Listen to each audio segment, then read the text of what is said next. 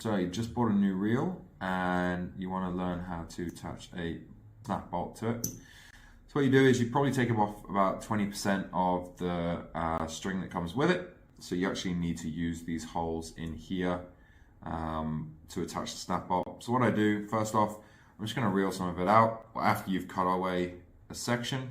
And I'm just going to make the first loop probably around about that big there.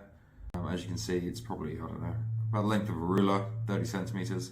And I'm just going to tie them off together like so. Give yourself a little bit of string there. Now to tie it off, I'm just going to keep the two ends together and pinch them. I'm going to get 2 fingers, I'm just going to wrap the loop around the 2 fingers.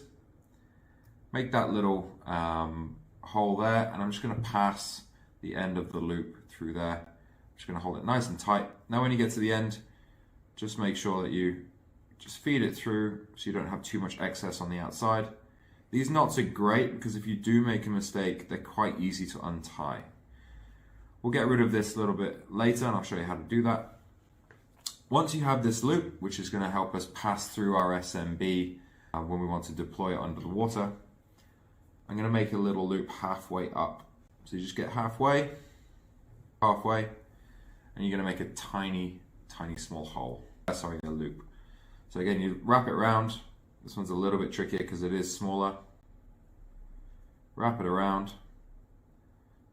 Tuck the small end in, so you end up with a smaller loop like that. And I'll show you what that's for in a minute. Once we pull out the loop again, I'm going to make the same kind of loop here, but at the end. So I just pinch the end and make a loop like that. And then push it through. Again, a little bit fiddly because they're small, like so. And you've got 2 loops and 1 bigger loop there.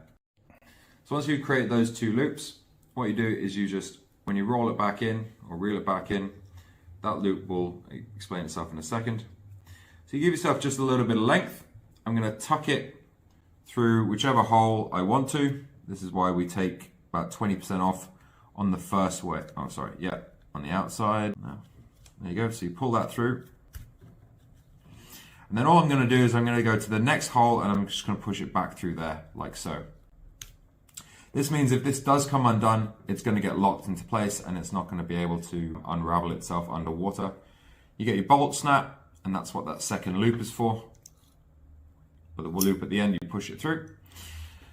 All I'm going to do now is I'm going to wrap it underneath this bolt here. So I wrap it around, and that's going to lock it in place, so it's not going to accidentally come undone.